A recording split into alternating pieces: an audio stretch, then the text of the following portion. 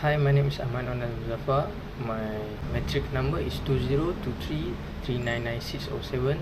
Greetings, everyone. Today, I want to talk about the harmful effect of social media.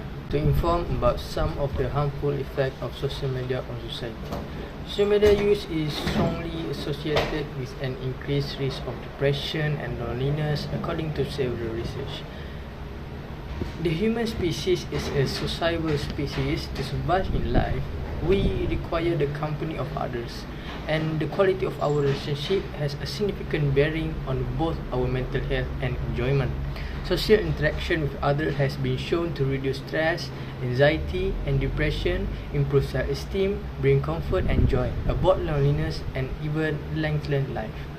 On the other hand, a lack of solid social ties can seriously jeopardize your mental and emotional well-being.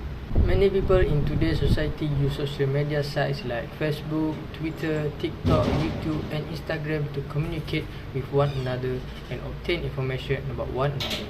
While each has advantage, it's crucial to keep in mind that social media can never fully replace face-to-face interaction.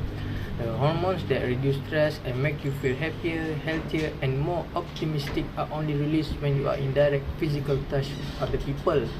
Spending too much time on social media can increase mental health issues including anxiety and depression, and increase feelings of loneliness and isolation.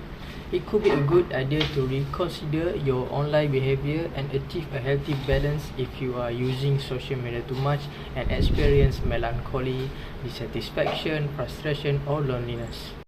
The effects of using social media are more negative than positive. So, here are the awareness about the harmful effects of social media on society needs to be emphasized and taken seriously. Let's look at the negative effects of social media that we want to highlight. There are many harmful effects on social media, one of which is that a person will experience depression and anxiety. Face-to-face interaction is essential for maintaining human mental health because making eye contact with a caring person is the fastest and most efficient method of relieving stress and improve your mood. You are more likely to suffer from mood disorders like anxiety and sadness if you prefer social media contact over in-person connection.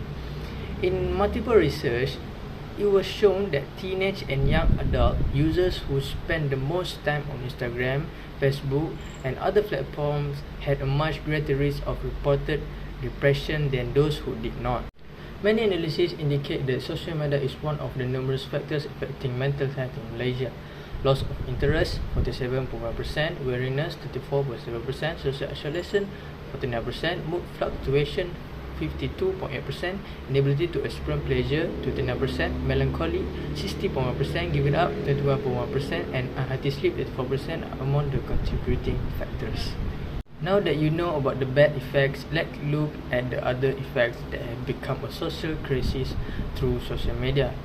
The next effect that is very dominant through the use of social media is that a person will often be alone, or better known as isolation.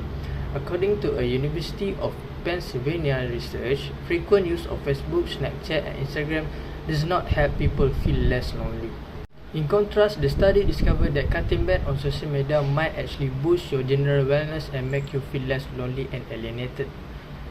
The study's research also discovered that people with the highest online usage, defined as 50 or more visits per week, had 3 times the odds of feeling socially isolated than those who with lower usage rates. The social media loneliness paradox affects people of all ages, not just young adults.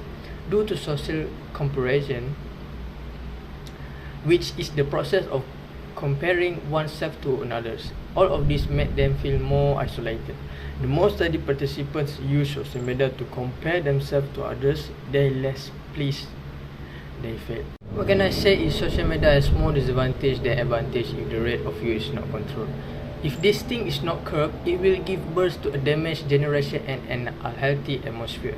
There are many ways that can be used to combat this issue, one of the which is to set a time limit on the use of social media in our daily lives. This can build our self-discipline and make us aware of the importance of that time. Then look for other fun and meaningful activities to replace social media. This is because most people use social media because they are bored. So healthy activities are the answer to fill the void of our boredom. There are too many statistics, research and studies that prove the harmful effect of social media in our society today. The effect is very noticeable and we can tell the difference between the previous generation and the current generation. The time difference does play an important role, but all these problems exist and should not be taken lightly. It is significant among teenagers and children, so whose fault can this happen? It is the fault of this young generation or the previous generation that did not stop and take care of the effects of letting their children be exposed to social media at too young an age. This matter is still a question and a thorn in the flesh of today's society. So this social media has a strong influence and can change the fate of a person's life, either for the better or worse depending on the level of control and care we take over the use of the social media. And that is all for me. Thank you for listening.